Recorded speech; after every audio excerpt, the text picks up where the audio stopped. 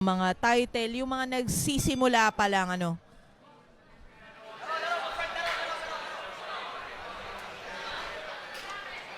Ang ganda nung laban nila, nung unang laban nila nung ano, no. I think if my memory served me right, bumaksak din si Duckless, no, nung mga few minutes of first round yata yun. And then he did recover. Hindi ko alam kung ano nangyari. Draw yata yung labo. Draw. It's a draw. So here they will settle the score. Duckless is wearing the white and black trunks. Ito namang si Michael Agustin na black and white pero merong gold na trim yung kanyang shorts. Malalaman natin kung yung mga improvement nila ay mapapakita nila dito sa kanilang second encounter. Both of them are letting go with those stiff jabs. Talagang a jab to make you feel na this is my power. I'm trying to impose it to you.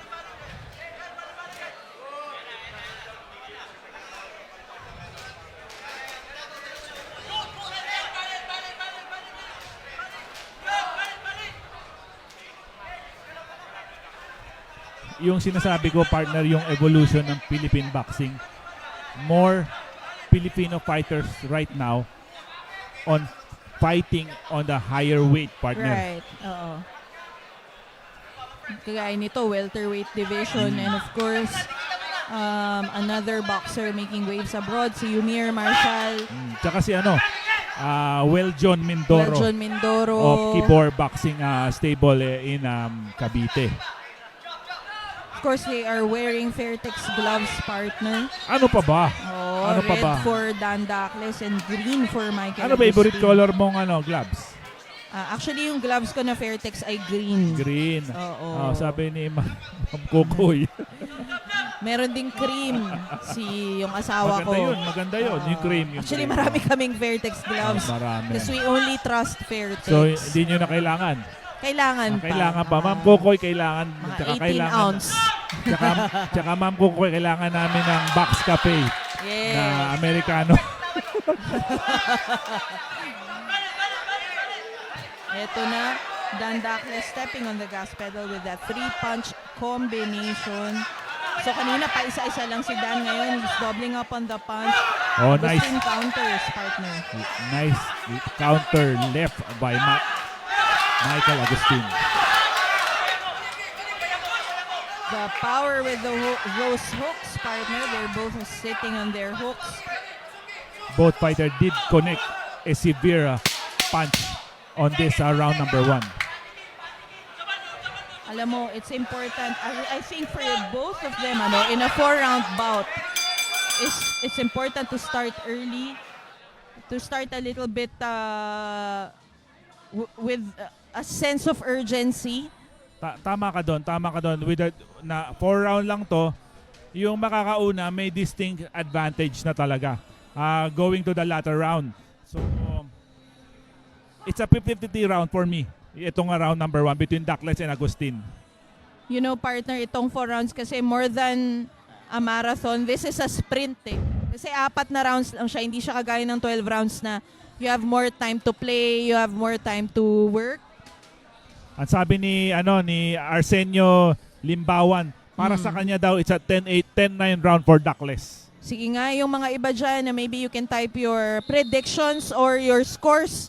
Actually, maganda rin yan, nagkakaroon tayo ng interaction and fruitful exchange of ideas. Round number 2 of this scheduled 4-round fight. A welterweight affair between Dan Duckless, who is wearing the Elorde black trunks against a multicolor trunks Michael Agustin. Partner, ang napapansin kong bago kay Duckless, yung jab. Maganda yung jab niya ngayon. He is trying to set up that jab and he is eluding the power punches of Michael Agustin so far. Yes, actually, pareho sila, no? They're using the jab. Oh, there you go. A steady drip of 3-punch combinations by Dan Duckless. Yung Dan Duckless, partner, pag sa loob ng ring, parang gladiator, no? Pero sa baba ng ring, very well smoke-spoken at talagang napakabait. Pareho sila. Actually, ito rin si Pareho, Michael tama, oo. Agustin. Ako medyo inaanak ko yung sarili ko. Mamaya, masabi ko na naman, Marvin eh. Oo nga, baka Medyo magkamali hawig, ka na. ha? Michael Medyo hawig Marvin. ni Marvin Agustin si Michael Oo, Agustin. Ha? matangkad na Marvin Agustin. There you go. Good set up by ako nagkamali. Michael Agustin. But Dan Douglas jumped in at that opportunity, for a combination. Thank you so much, Malfred Mahadas. Oo. Actually, you know what? Pareho sila. They are both thinking fighters. They do not put out combinations that they are... Oh, a punch to the hips, kung tawagin,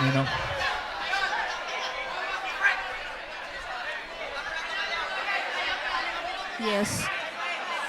Masakit yan actually, partner.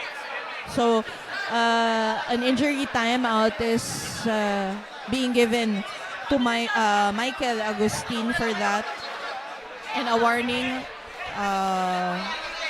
is given to Dan Douglas.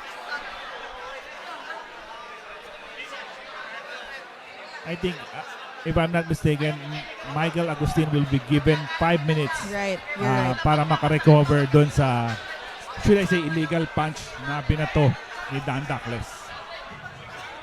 Sabi ni Justin Ramos Tamayo, ito yata ang pinakagwapong Tamayo. Nako, andito yung dalawang kapatid mo. Here we go. We continue the fight. Huge left by Agustin. Dan Douglas takes it standing. Comes in with hooks of his own. I think kailangan hindi maging careless si Dan Douglas. Kasi ganyan yung similar yung nangyari nung first fight niya. Medyo ultra-aggressive siya at tinamaan siya ng magandang counter ni Michael Agustin. Yeah, it's in those exchanges kasi one shot that can slip in can be dangerous,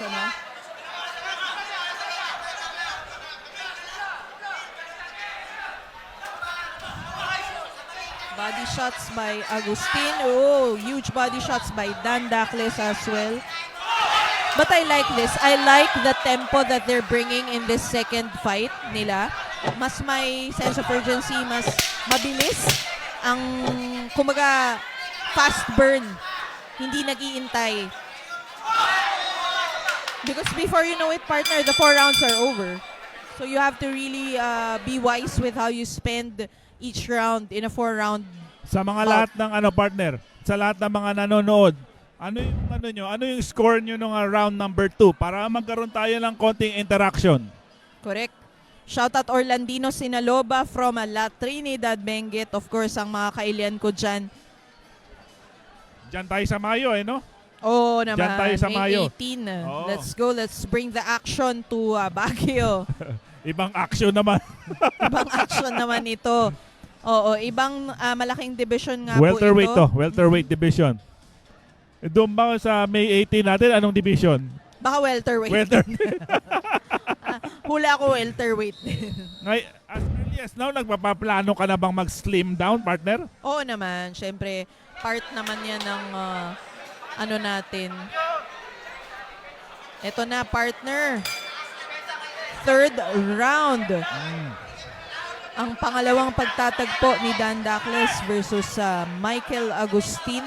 Ito yung continuation ng kanilang encounter.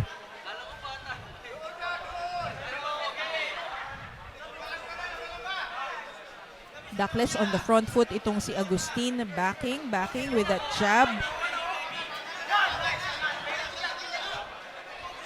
So far, partner. Not left by Douglas. Definitely fast too, no? Sabi nga nila, speed is power. Multiple punches by Dan Douglas. Oh, another huge left. Pero partner, I'm sure you will agree with me that they did show lot of improvement on this fight. And you know what? I am both a fan of Dan and Michael, and I know they have so much potential. And yun yung potential na gusto kong lumabas sa bawat laban nila. Dahil I think both of them are champion material. So I think when they realize their full potential, we have stars in the welterweight division. Tama ka, yung welterweight division. Malay mo, yan ang division na palarin tayo. Correct. Pwede nating pagharian muli. And of course, itong mga heavier divisions na to, more fights abroad are available for the heavier weight boxers. There you go, stiff jab by Michael Agustin. At this point, tama ka partner, even with aggression, you have to be controlled or you have to have some bit of composure. I think both of the fighters taper off a little bit on the middle part of this round number 3. Definitely a slower tempo in round 3. Quick right by Dakles. 1-2 by Agustin, partner. Sabi ni Royal Medes, he thinks that it will be a 10-9 round again for Dan Dakles. So, unofficially sa card ni Royal Medes, it's a 2 rounds to none. Sabi naman ni Jason Dohelio, ang gandang laban. Correct, kasi nakikita mo sila, they're really figuring out each other. Huge right to the body and the head by Agustin. Dakles with that uppercut that snuck in.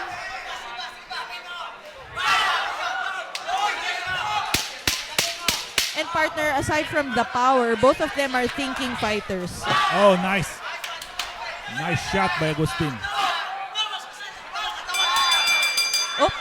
Both of them have sound defense. Both of them have the ability to use timing and power, no? Yung mga binabasa nating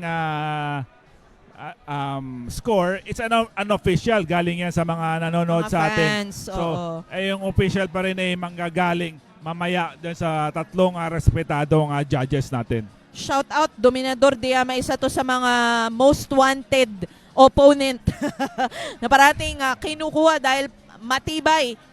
So, shout out. Tsaka parang magigauge mo kung gaano kakatibay kung lalabanan mo si JR Diama. Oo. Diba? Gahi, kumbaga. Ganda daw ng dula. Yes, magandang Batiin ko laban. na rin si Lito Dante. Kamusta kayo dyan? Yan, Kamusta Champ Lito? Lito. Naruto. Ang Yan. original na Naruto ha. Correct. Oo. Original na Naruto. Hindi class A. At si Naruto, yan yung isang boxer na stylist din. Stylist puncher. So, iba-iba talaga ang style. Itong dalawang to napapanood nyo, iba rin ang style nila. Inuulit ko ha. Si Lito Dante ang original na Naruto. Ang costume ay nag-originate kay Naruto Lito Dante. Oo At naman. hindi doon kung kani-kanino man. Magsasaka pa lang si Lito, Naruto na siya.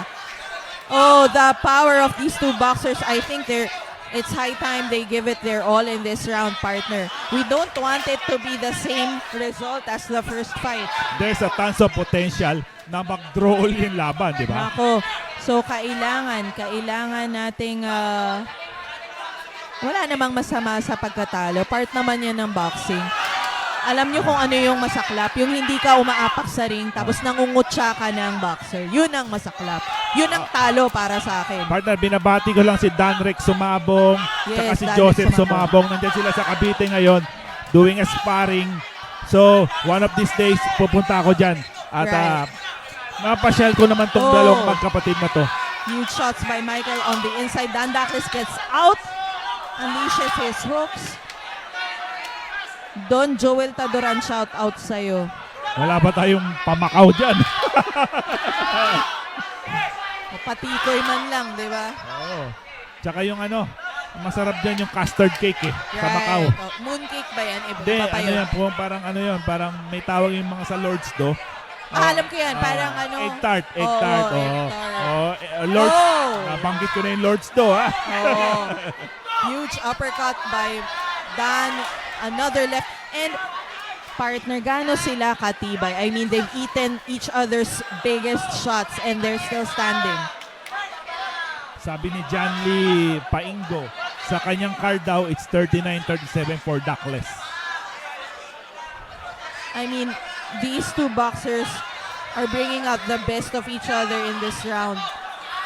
Oh, huge upper by Agustin. Dakles answers with a hook. Sabi nung, sorry, hindi ko mabasa, hindi ako makapagbasa ng Thai characters. Draw daw ulit to. Sabi niya. Sabi niya, oh.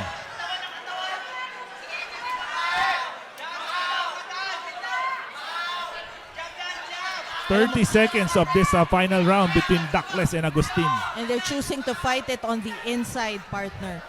Trading uppercuts and hooks with each other, testing their threshold. Jay Montales, shoutout daw kay ma'am and sir. Shout out. Shoutout po kay Sir Alvin. Hindi ko lang malaman kung sabihin nyo kung ano yung name nyo. Wow! All out war for these two up to the final minute.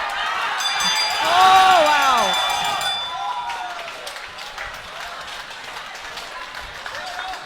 Ang ganda.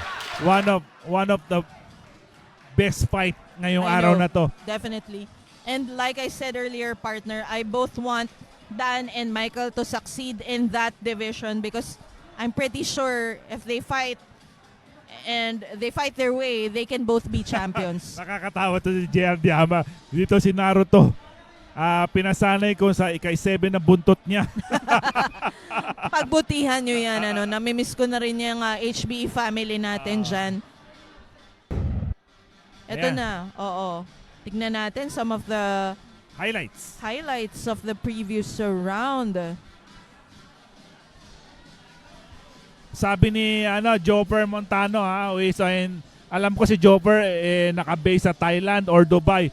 Kung di ako nagkakamali, he is also a WBO Oriental welterweight champion. Correct me if I'm wrong. Kamusta ka dyan, Jasper? Jopper Montano. Shoutout daw kay watching from LGU Esperanza, Agusan del Sur. Kaibigan po ni Kaga Wesley. Kamusta po kayo dyan? Jasper Enoch Vargas. Shoutout po. Watching from Masbate. May boxing po sa Masbate sa March 8. Abangan ninyo dyan sa Kawayan, Masbate. The main event dyan, yung malalaking mama rin. Rodel Wenceslao against Ernie Sanchez for the vacant World Boxing Foundation WBF Welterweight Championship, March 8, Kawayan, Masbate. Ang nag-promote po, ARQ Sports.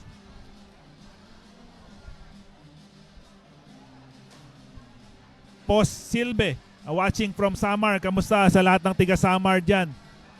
Ako po si Alvin Esco ng Real Fight PH. Kasama ko si Rica Aquino of Baby Dynamite Sports. Yes. Collectively known as Recalvination po. Salamat po, salamat. Thank you everyone for watching.